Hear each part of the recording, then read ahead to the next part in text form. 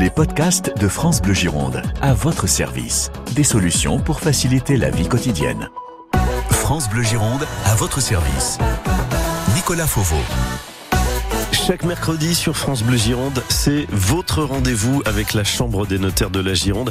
Les notaires qui sont là pour vous conseiller, vous accompagner dans les grandes étapes de votre existence. Le contrat de mariage, le premier achat d'une maison, d'un appartement, la revente, l'optimisation de votre fiscalité, évidemment. Monter son entreprise, créer sa boîte, la transmettre, les testaments, les viagers, toutes vos questions ce matin avec notre expert. C'est Maître Pierre-Antoine Montel, notaire à Créon, qui est là pour vous conseiller. Bonjour maître. Bonjour. On parlait de la semaine de la francophonie juste avant. Il y a un parler notaire aussi avec des expressions. Le notariat, finalement, on pourrait dire, là aussi, ses particularités linguistiques. Exactement. Tous les termes juridiques qui peuvent paraître parfois un peu complexes pour les clients. Et notre travail de notaire, c'est de vulgariser ces termes pour qu'une fois qu'ils sortent du bureau, tout soit le plus clair possible pour eux. Rapprochez-vous du téléphone, vous en profitez. Maître Pierre-Antoine Montel répond à toutes vos questions à partir de maintenant. France Bleu Gironde, à votre service. Posez vos questions au 05 56 19 10 10 et sur nos réseaux sociaux. Dans l'actu, traditionnellement, ce début d'année, la Chambre des notaires de la Gironde dévoile ses chiffres de l'immobilier.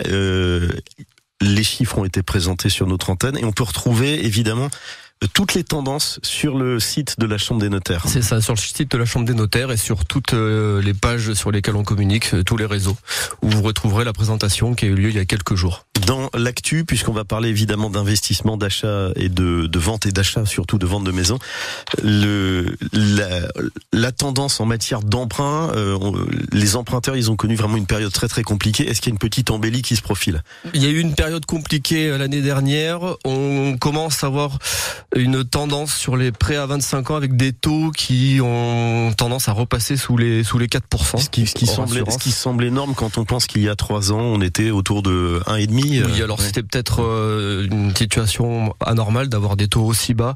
Aujourd'hui, sur 25 ans à moins de 4%, psychologiquement, ça va peut-être permettre de débloquer certaines situations et de relancer les opérations pour les acquéreurs. Vos questions, on va parler de donation, on va parler évidemment d'immobilier et de SCI. Une question de Manuela à Cestas qui nous dit quels sont les avantages et les contraintes dans une SCI, une société civile immobilière. Est-ce qu'il y a des cas où vous déconseillez ce type de société, ce type d'association ? On rappelle à quoi ça sert cette fameuse SCI ? Alors la SCI, société civile immobilière, ça sert à détenir du patrimoine immobilier et à le gérer. Alors on entend souvent que la SCI, c'est très intéressant parce que ça permet de payer moins d'impôts, mais c'est plus technique que ça.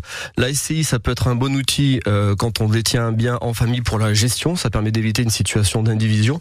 Donc, c'est les statuts de la société qui vont gérer les rapports entre associés. Est-ce que c'est plus simple qu'une indivision ? Oui. Alors, vu que les statuts gèrent tout ça, on peut conventionnellement déjà tout prévoir par rapport à l'indivision. Ensuite, ça peut avoir un intérêt dans le cadre d'une transmission entre parents et enfants.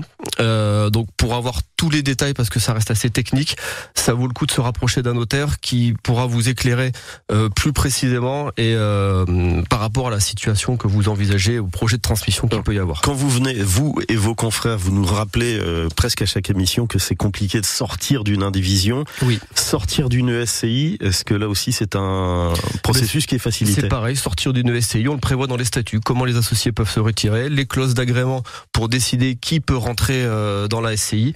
Tout ça est prévu par le contrat de société. Est-ce qu'une SCI en tant que personne morale peut contracter un emprunt ? Absolument. Oui, c'est possible. Absolument. C'est la SCI qui va emprunter. Et l'intérêt, par exemple, par rapport à une indivision, c'est que c'est la SCI qui emprunte. Et donc, quand on va valoriser les parts de société qu'on va transmettre, on pourra, lors de la valorisation, tenir compte évidemment de la valeur des immeubles qui sont détenus par la SCI et déduire le prêt qui reste dû par la SCI. Donc ça permettra de diminuer la valeur des parts, ce qui n'est pas possible quand on transmet une maison où sur la valeur de la maison, on peut pas déduire le prêt en cours souscrit par les parents par exemple qui veulent transmettre. Donc une SCI peut acheter en son nom, au nom de la SCI. C'est la SCI qui emprunte. Parfois les banques vont demander à ce que les associés se portent caution de cet emprunt, mais la SCI peut tout à fait emprunter. Bon, et on va conseiller à Manuela de Cestas, donc si elle veut se lancer dans l'aventure de la société société civile immobilière d'une SCI de se rapprocher évidemment de son notaire. On va rester sur les sociétés, mais là sur la transmission d'entreprise. Armand à Blanquefort, maître, nous dit comment fonctionne le dispositif Dutreil. Quelles conditions respecter pour bénéficier d'abattements fiscaux? C'est un dispositif spécifique pour la transmission d'entreprise? Oui, absolument. C'est un dispositif qui a été prévu pour inciter la transmission d'entreprise intrafamiliale, pour pouvoir bénéficier d'un abattement considérable de 75% de la valeur de l'entreprise pour la transmission. En contrepartie, il y a des engagements de conservation à prendre. À la base par celui qui détient l'entreprise, puis par les repreneurs, les enfants, pour qu'encore une fois cette société reste au sein de la famille. D'accord, donc c'est vraiment pour les entreprises plutôt artisanales, familiales. C'est les entreprises, il faut une activité commerciale. Ça c'est la condition numéro 1. Et ensuite les conditions, c'est des engagements de conservation, encore une fois au sein de la famille. Au niveau de la fiscalité, Armand nous dit je peux bénéficier, il y a des conditions à respecter pour bénéficier d'un abattement fiscal. Des abattements de quel ordre? 75% de la valeur de l'entreprise, donc c'est assez important et assez intéressant. Ouais, il faut s'y intéresser donc. Merci Armand à Blanquefort. Vos questions ce matin, c'est mercredi, questions au notaire sur évidemment les achats, les ventes de biens immobiliers, le viager, les testaments, les contrats de mariage, la transmission du patrimoine. Maître Pierre-Antoine Montel, notaire à Créon, représente la Chambre des notaires de la Gironde. France Bleu Gironde, à votre service, 9h-10h. Et vos questions au notaire ce matin, c'est maître Pierre-Antoine Montel, notaire à Créon, qui représente la Chambre des notaires de la Gironde. Vous avez encore une bonne dizaine de minutes. Profitez-en. Si vous avez des questions à poser au notaire, c'est maintenant 05 56 19 10 10. Et puis vos messages, vos questions via les réseaux sociaux. Evelyne, qui nous écrit sur Facebook depuis Cadillac et qui nous dit: nous sommes alors en pleine succession avec mes deux frères qui ont chacun un notaire, l'un à Rennes, l'autre près de Toulouse. On ne parvient pas, nous ne parvenons pas à nous mettre d'accord sur l'estimation de la maison de nos parents. Une maison qui devrait constituer un lot pour l'un d'entre nous. Quels sont vos conseils? Ce sont des cas de figure qui se reproduisent souvent. C'est des cas de figure assez classiques. Sur la valorisation, donc, par principe, on recommande souvent aux gens de faire appel à un agent immobilier du secteur qui pourra donner une valeur la plus objective possible. Un ou plusieurs agents immobiliers pour ensuite avoir un ordre d'idée et essayer de trouver un terrain d'entente, ce qui a priori n'est pas le cas dans ce qu'Evelyne nous présente. Possibilité de faire appel à un expert foncier. C'est des experts qui sont auprès du tribunal de Bordeaux, ou du tribunal du lieu de situation du bien. Là c'est Cadillac pour Evelyne. Voilà, donc ça sera à Bordeaux. Ça sera Bordeaux, ouais.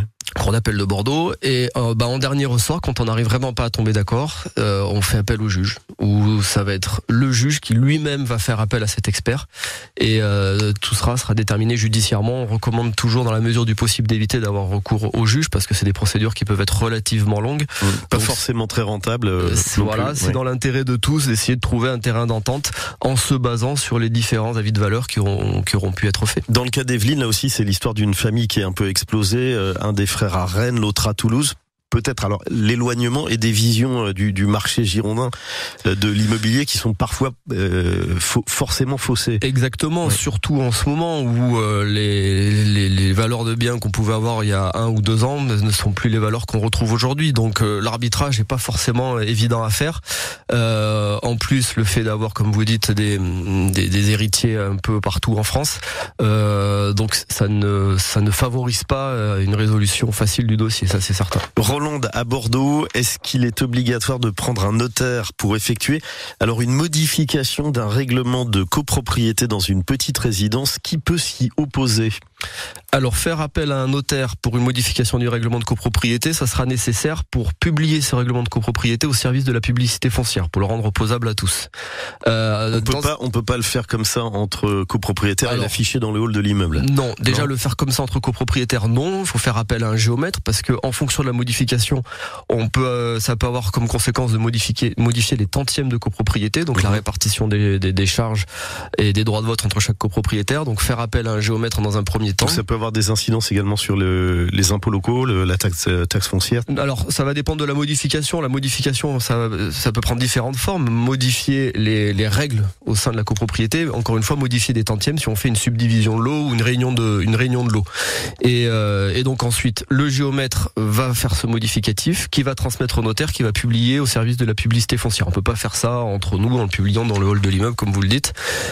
Qui peut s'y opposer? Encore une fois, tout dépendra de la nature de la modification. Il y a des règles de majorité qui sont prévues dans le code civil. Et donc, toute modification de règlement de copropriété doit être adoptée en assemblée générale des copropriétaires. Bon, le faire chez un notaire, c'est un coût, ça revient... Oui, une modification de règlement de copropriété chez un notaire, ça va être de l'ordre de 1000 € à peu près. Et chez le géomètre, pareil. Bien, donc comptez 2000 € donc pour avoir un règlement de copropriété donc valide, valable. Absolument, valide et opposable à tout le monde. Roland à Bordeaux, merci pour le message et la question. On file à Floirac ce matin au 05 56 19 10 10. Suite de vos appels ce matin avec Olivier qui nous dit quelles sont les règles en matière de droit de préemption lors d'une transaction immobilière. Est-ce qu'une mairie peut faire usage de ce droit de préemption sur une partie seulement d'un bien immobilier? Alors, il faudra faire attention à la façon dont le droit de préemption est notifié à la mairie. Le notaire, dans le cadre d'une transaction, envoie une déclaration d'intention d'aliéner à la mairie en présentant un bien à un prix fixe. La mairie se positionne ou pas. Si la mairie souhaite préempter partiellement, le vendeur peut dire non, moi je souhaite que vous préemptiez pour la totalité. Ou à défaut, j'arrête tout. Est-ce que d'autres organismes peuvent préempter la mairie? Est-ce que ça peut être le département, la région? Alors, pour le département, c'est quand on sera dans des espaces naturels sensibles où le département a prévu un droit de préemption, c'est plutôt en zone naturelle. Vous avez la SAFER quand on est en zone agricole, la SAFER qui gère un peu le foncier rural, donc qui bénéficie d'un droit de préemption. Je vends un hectare de vigne ou un hectare de terre agricole. Exactement, la SAFER a un droit de regard. Et ensuite, sur la métropole, par exemple, on notifie un droit de préemption à Floirac, mais il y a une délégation à Bordeaux Métropole qui va instruire le dossier. Bon, Olivier à Floirac, là aussi, rapprochez-vous de votre notaire. France Bleu Gironde, à votre service. Avec maître Pierre-Antoine Montel, notaire à Créon. On va à Libourne. Marc, ça c'est des questions qui reviennent très souvent. Quelles sont les obligations des usufruitiers et des nus propriétaires en matière d'entretien et de travaux à réaliser sur un bâtiment? Là aussi, ça peut être source de discorde ou d'incompréhension entre les nus propriétaires et les usufruitiers avec des cas parfois très très compliqués. Tout à fait. Alors, il faudra regarder d'abord l'origine de ce démembrement de propriété, comment chacun est devenu propriétaire de son usufruit, de sa nue propriété. Dans l'acte notarié, dans un premier temps, on peut régir ces rapports-là en prévoyant, par exemple, que tous les travaux, quels qu'ils soient, sont à la charge de l'usufruitier. Si rien n'est prévu, on se reporte au code civil, où le code civil, il vous dit que le nu propriétaire, il doit l'entretien des gros murs, donc les gros travaux, toiture, tout ce qui est clos et couvert. En résumé, ça va être le nu propriétaire. Tout le reste, ça va être à la charge de l'usufruitier. Parfois, dans le cadre d'un démembrement de propriété en famille, les parents transmettent une partie aux enfants. Souvent, les parents conservent la charge de tous les travaux. Et il faut retenir que ce qui est impôt foncier, c'est à la charge de l'usufruitier. Bon, là, c'est dans les familles où tout se passe bien, mais parfois, il y a ces cas, ces mésententes où... Si rien n'est prévu dans un contrat, on se reporte au texte du code civil qui explique très bien la répartition entre usufruitiers et nus propriétaires. Donc les gros travaux pour les usufruitiers, pour les nus propriétaires, et le reste pour l'usufruitier. Antoine à Pessac, tiens, question sur le dispositif loi Pinel. Et Antoine nous dit, est-ce que ça fonctionne de la même façon en métropole et en Guadeloupe? Là, je crois qu'on est dans des questions de défiscalisation. Alors, le régime en métropole de la loi Pinel, je le connais bien. J'ai fait peu de défiscalisation en Guadeloupe, donc il faudra peut-être se rapprocher. Il y a des notaires en Guadeloupe spécialisés sur le... Il y a des notaires en Guadeloupe qui seront plutôt plus à même de répondre sur ces questions de défiscalisation hors métropole. Voilà, Céline Ablaye. Et là, on va parler de testament. Céline nous dit, j'avais fait un testament holographe il y a une dizaine d'années que je ne retrouve plus. Je viens d'en refaire un nouveau. Est-ce que ce dernier testament annule automatiquement le testament antérieur ? Pas forcément. Il faut que dans le dernier testament qui a été fait, il soit bien précisé qu'on révoque toute disposition antérieure pour qu'il n'y ait pas de conflit entre ces deux testaments et de soucis d'interprétation. Le fait dans le testament le plus récent de dire je révoque toute disposition antérieure permet d'annuler, entre guillemets, tous les testaments qui ont été faits par le passé. Le mieux, c'est peut-être de faire son testament dans une étude notariale. Là, c'est la garantie d'avoir un testament qui, le jour de la disparition de l'intéressé, prendra toute sa force. Ou alors de se faire conseiller par le notaire pour éviter d'employer des termes qui pourraient être sujets à interprétation. Et on recommande surtout de déposer ce testament holographe qu'on a écrit de sa main, de le déposer chez un notaire qui va l'enregistrer sur un fichier, de sorte que si votre succession est ouverte par un notaire ailleurs en France, en interrogeant ce fichier, il saura que chez tel notaire, un testament a été déposé, et ça évite le problème de perte dont vous nous avez parlé. Est-ce qu'il y a des cas, 5 ans après une succession, on retrouve un testament, ça remet en question la succession, les partages? Ça peut arriver. Alors, quand c'est un testament qui est retrouvé... Ça vous est arrivé, dans votre carrière? Ça ne m'est jamais arrivé, non. Mais le testament retrouvé dans un placard produit par l'héritier qui se trouve être le légataire universel, ça peut arriver. À ce moment-là, on va s'interroger sur la validité du testament, être certain que c'est bien le défunt qui l'avait écrit de sa main pour pouvoir l'appliquer. Ouais, donc rapprochez-vous évidemment de l'étude notariale la plus proche de chez vous, en tout cas pour toutes ces questions concernant les testaments afin d'éviter ce genre de mésaventure. Merci beaucoup maître Pierre-Antoine Montel. Avec plaisir. Notaire à Créon qui représentait la Chambre des notaires de la Gironde. Et nouvelle émission mercredi prochain. Bonne semaine maître. Merci, bonne semaine à tous. À votre service, à la radio sur France Bleu Gironde. Du lundi au vendredi, de 9h à 10h.